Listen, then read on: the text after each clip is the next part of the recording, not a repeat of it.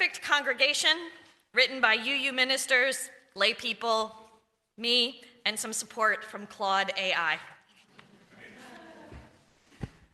The Perfect Congregation is located on a sprawling park-like campus in a quiet, contemplative setting.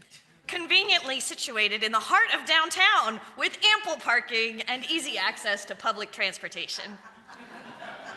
The Perfect Congregation is growing and expanding with newcomers every week. And is a place where everyone knows everyone else. The Perfect Congregation always has plenty of volunteers. And never has to ask for them.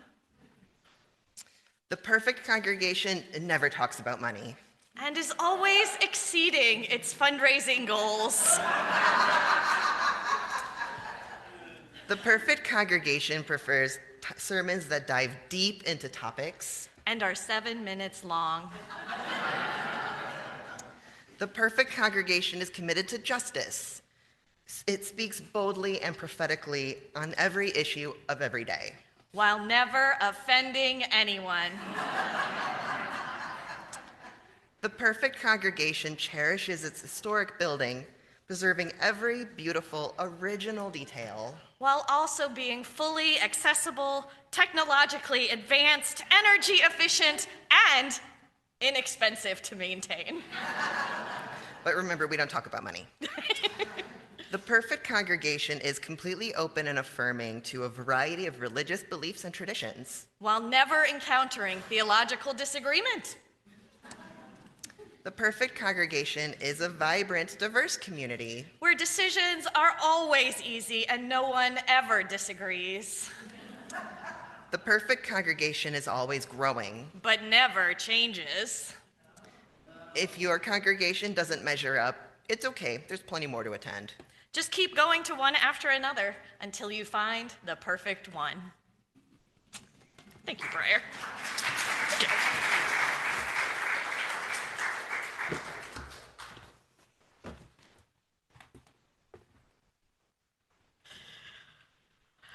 So last week, we started with a reading on the perfect minister.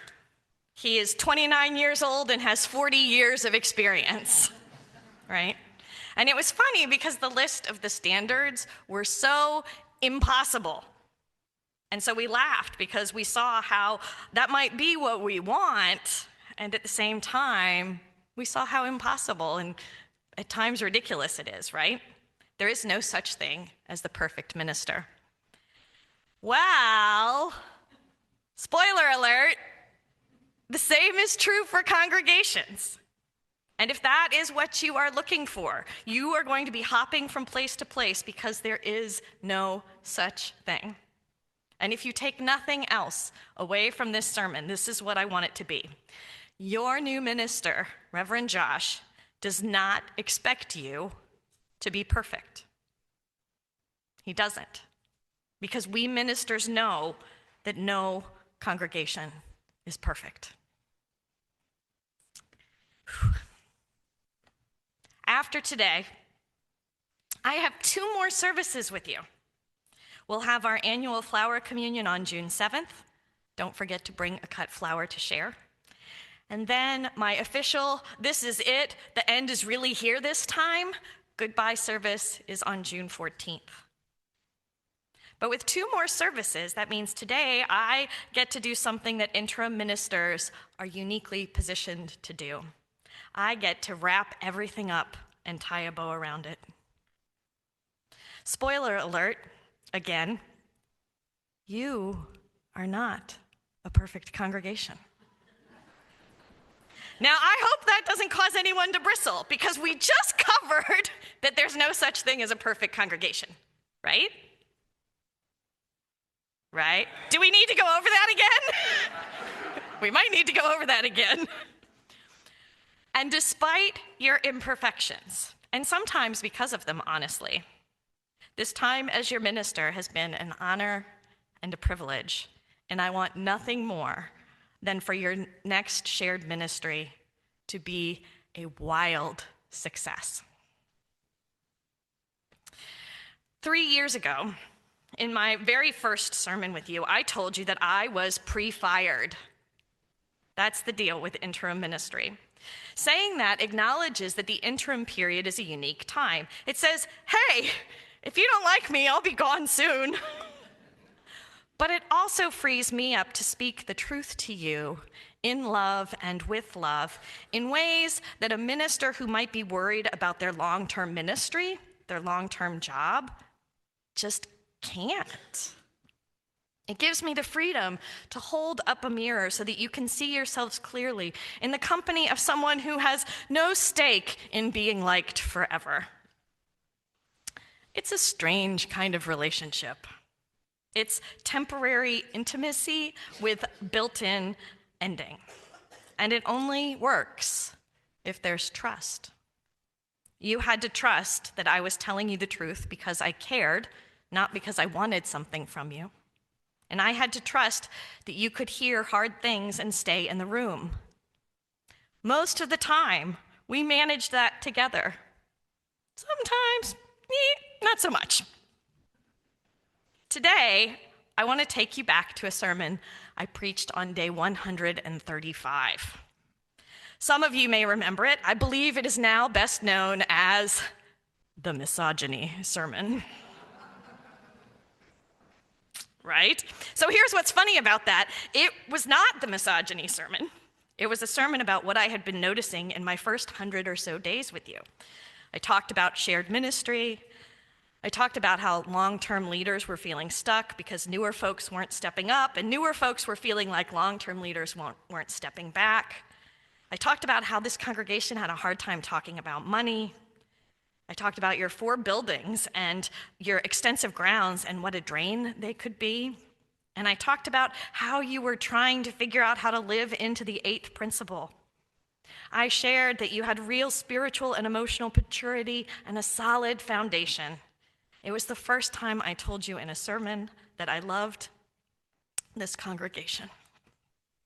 And toward the end of that sermon, I said something about how the most critical feedback I'd gotten at that point was from older white men in the congregation. I wondered aloud whether some of what I was getting might be misogyny. I invited the men in the room to consider that they might have some internal work to do. In retrospect, I wish I had called it gender bias, not misogyny, and that's on me. But for some of you, that's the only part of the sermon you remembered. Some of you got angry and defensive. To be fair, most of us, when confronted with something uncomfortable about ourselves or our communities, do not immediately respond with curiosity. I certainly don't always, and so I understand.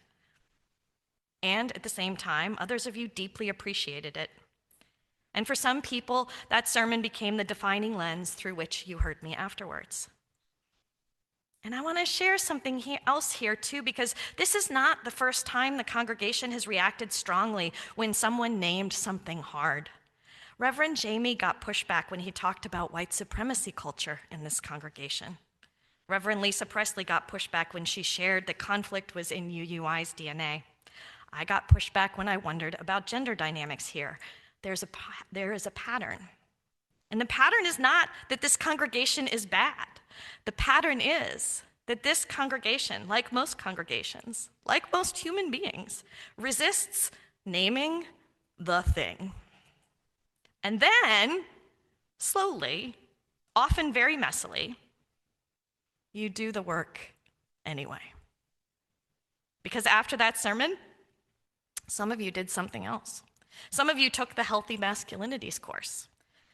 Some of you started paying attention differently in meetings, noticing who spoke first, who interrupted, who was doing more invisible labor. More men started volunteering in RE. Some of you had hard conversations with the other men in your life instead of asking the women in your life to explain it all to you. I want to name all of this because I don't think those of you who did that work know how much it has meant to me and others to watch you do it in real time. You took a sermon that made you uncomfortable, and instead of running from it, you signed up to learn more. You sat in a circle with other men and talked about what it means to be a good man in this moment. You did the harder thing. You stayed in the room. That is the congregation that I want to talk to you about today. Not the perfect one that doesn't exist, but instead the one where some people heard a hard truth and got defensive, and other people heard the same hard truth and got curious, and some of the defensive people became curious, and some of the curious people became defensive, and it was all a mess. But we're a mess together. All of these reactions are real. It all happened here, and the fact that we can name all of these reactions from this pulpit on a Sunday morning with you all sitting in these chairs and online is itself evidence of how strong you are as a community. Now, I intentionally put this part first this time because I have other things I want to say. So let's get to some of those other things that I said on 135 days in, and what we did with them in the time since, because it has been a lot. We have done so much, beloveds. Back in the fall of 2023, I saw a congregation that didn't know how to talk about money very well, and we spent 3 years dragging that conversation into the light. It's not fixed, but it's better. You've had harder, more honest conversations about stewardship and finances than you were having when I arrived. There's still work to do. There will always be work to do. Money is hard for Unitarian Universalists to talk about, much more difficult than sex. It's true. But you're no longer pretending it isn't. You get that you have some difficult conversations ahead, decisions where your values and the history of how you've been doing things may be in conflict. That's progress. And you can keep practicing this by coming to the budget meeting this week that Janice shared with us. Back in the fall of 2023, I saw a congregation that had old policies about how you want to be together sitting in virtual drawers. A behavioral covenant, an old disruptive behavior policy, an old mission and vision. We took them out and dusted them off and updated them. The transition team brought you to a new mission and vision. The board formed the Healthy Congregations team. Reverend Josh has shared that this is the work that he is most grateful has already been done here. These policies and procedures help a congregation to live into our values and principles. We did all of that.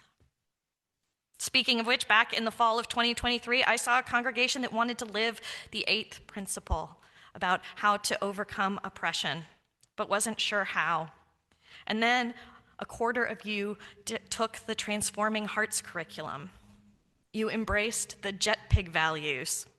You kept showing up for harder conversations. And while you know we're never done, you're further along than you were. Back in the fall of 2023, I saw a governance structure built for a smaller, simpler congregation and a board that needed support to learn to lead at the scale and size you are now.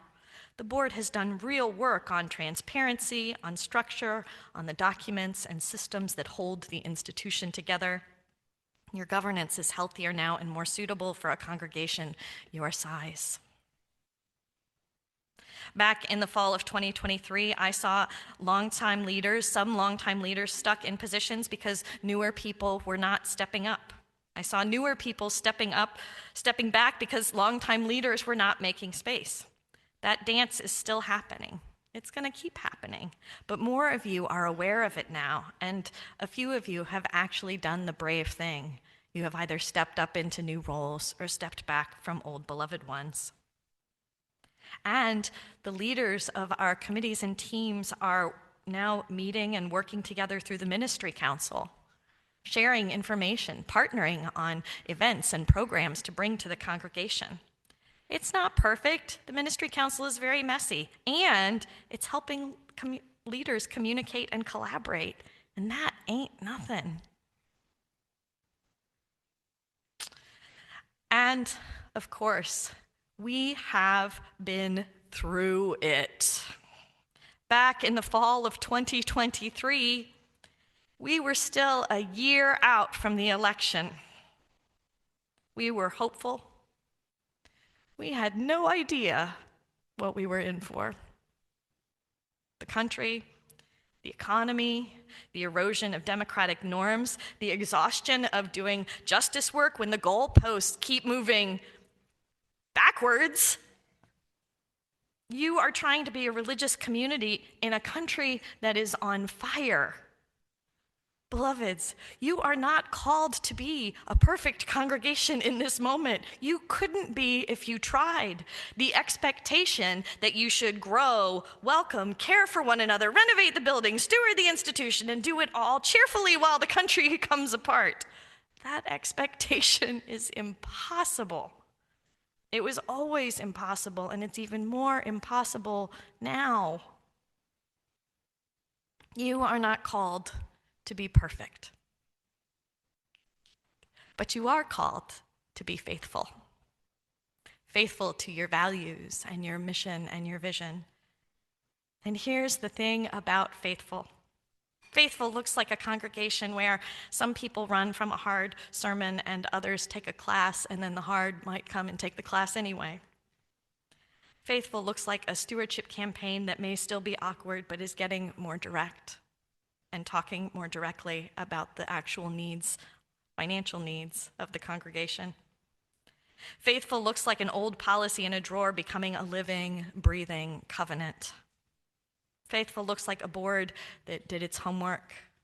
Faithful looks like pastoral care associates and a healthy congregation team. Faithful looks like exactly what you have been doing for the last 3 years. It does not look like the reading. That perfect congregation does not exist. If you keep looking at it, looking for it, you will not find it. What you have here at UUI may be messier, but it's better than that perfect congregation could ever be, because what you have here is real. And so, here we are, nearly at the end. I'm not going to give you a list of things to work on. You know what they are. You've heard me talk about them from this pulpit for 3 years. You don't need another homework assignment from me on your way out the door. What I want to give you instead is this. You have survived bumps before. Not perfectly, not gracefully every time, but you have survived them.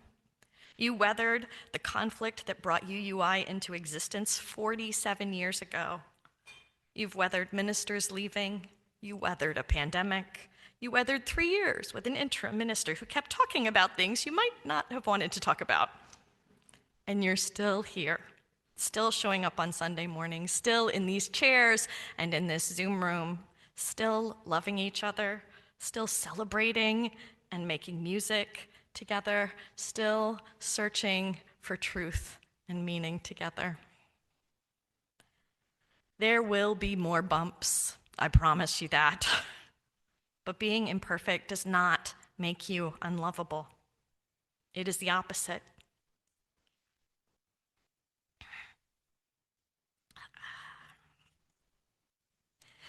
I have loved you in your imperfections. I have loved you in the meetings that ran too long, and the conflicts that got so messy, and the conversations that maybe should have happened sooner or more directly. I have loved you when you were brave, and I have loved you when you were scared. I have loved you when you took the class, and I have loved you somehow even when you thought I was full of it. Because maybe sometimes I am. Because you really do have something lovely here at UUI. Something that brings people in the doors and makes them want to be a part of it. That's not nothing. That's something special. Hold on to it. May it be so. May you, together with your new minister, make it so.